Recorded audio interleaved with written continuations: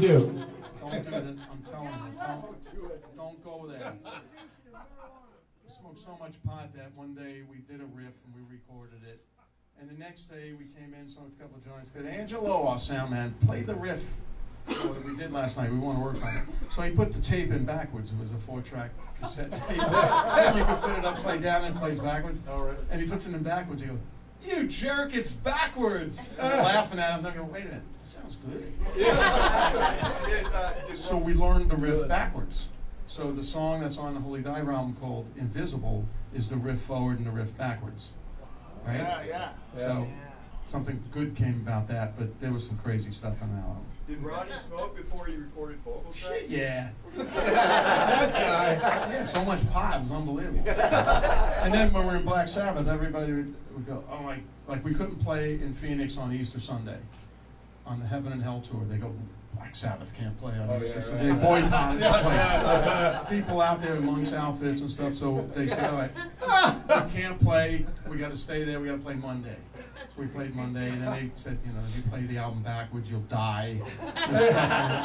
So when we made Holy Diver, I said to Ronnie, "Let's put something backwards on it," because that's what they keep saying. Just to screw people, yeah. On the end of the last song called Shame on the Night, Ronnie says, "Crucify the diver," and it's backwards. It's at the very end.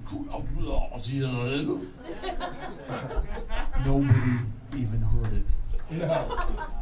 Nobody said anything about it. I said, "Let's just see if they pick up on this." And we did it, and nobody said a word. But they accuse all the other albums. "Oh, if you play this backwards, you know, Ozzy does something." Right. Ozzy will come in your bedroom and try to say something to you, and you won't understand it anyway. Right. Exactly. Yeah. Mentioning working with Ronnie James Dio, how was that creative process?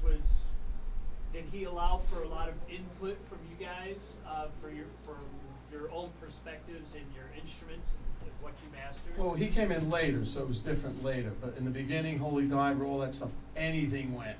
And that's the way it should be. Yeah. Like, I got this crazy idea. Let's do this. And we tried it.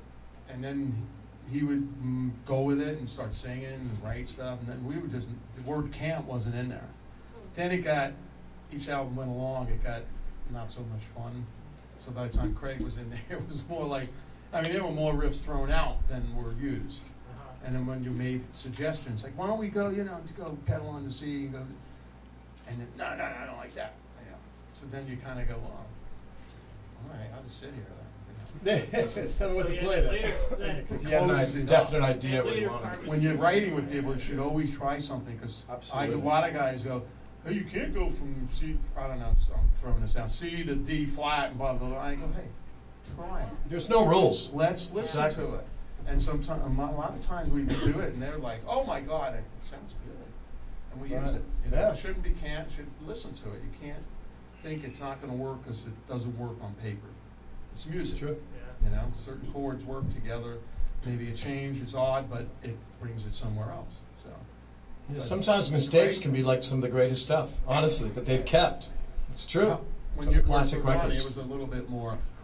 Well, it was different because him and I actually became friends way back when I auditioned for Rough Cut, and him and I worked together in the studio as he produced the demos. And it was back then that one late night, as it always was, just me, him, and Angelo. He looked at me and he said, "Goldie, if Vivian ever doesn't work out, you'd be my first choice." So way back then. So there must have been something going on. But whatever it was, is, it is what it is. But my experience with Ronnie, it was like a laboratory. And we got together, and he had an amazing, there were times there was a world where the imagination had no boundaries. And there were times when there were boundaries. And sometimes the boundaries made sense and sometimes they didn't. Not everybody's right all the time. But my experience is different than their experience, because there was as everything kind of evolves and has things, what they once were in the beginning aren't always what they always end up in the end. So I had a different experience than they did. my experience was, it was like a little, just the two of us in this little laboratory. We would record the whole entire album before we even stepped foot into the studio to record the album for real. So we knew exactly what we wanted. You know, and so it was just there was two different perspectives. Yeah, beginning, you know, we were just young and having fun. Yeah, right. Goldie, Exactly. if you don't mind, Open-minded. if when you were working with him, would he kind of voice or give his opinion on the type of riff that he wanted, or was a lot of the songs based off of the riffs that you gave to him? It was both. There was, because ultimately at first, when I first joined the band, what I was presented with was the rule of thumb was it was mainly him and Jimmy would start, then they would bring in Viv and the whole band. That's what he told me. So during that time, there was a little bit of disenchantment going on, you know, for whatever reason, you know. So Ronnie called me and said, "Okay, Goldie, you're up. I guess Jimmy's not into it." I had stored up 135 ideas by that time. So I went over to Ronnie's house and we just played each other ideas. And whatever one just kind of rose to the top, we said, that's the one. Sometimes, the thing about Ronnie is that at that time, I was like a sponge. He was pouring as much information as he could into me.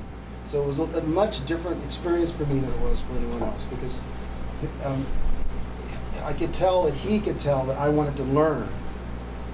And so he was pouring information on how this is how you do it. If you want to create a masterpiece, this is the end result, and this is where you are, and here's are the obtainable goals in which to reach them.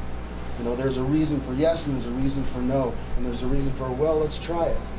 Who knows? Sometimes he'd even say, "Goldie, come on, you got the balls, let's do it." You know, and other times, you know, he'd say, just play. You know, sometimes Viv would just go for it. Why don't you just go for it? And other times he would. That's when you close up. It was just a little. It was different each time, but my experience with him was that he had a method, and his method was sound, but it wasn't only one way. You understand what I mean by that? He was open-minded. Flexible. Yeah. But there was a way in which to do things right. For one thing, you know, you got to remember that a song is a story that you're telling, or a conversation you're having with the listener within a musical environment. And the law of its songwriting is melody first, lyrics second. It's true.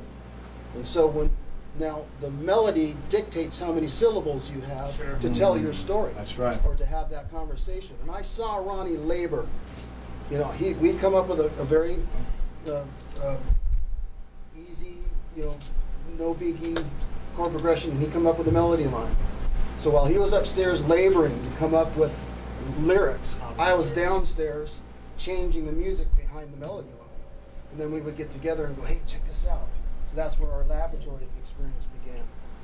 But that's the key, is when I went to see Sean and Chaz, you know, the whole key is to make people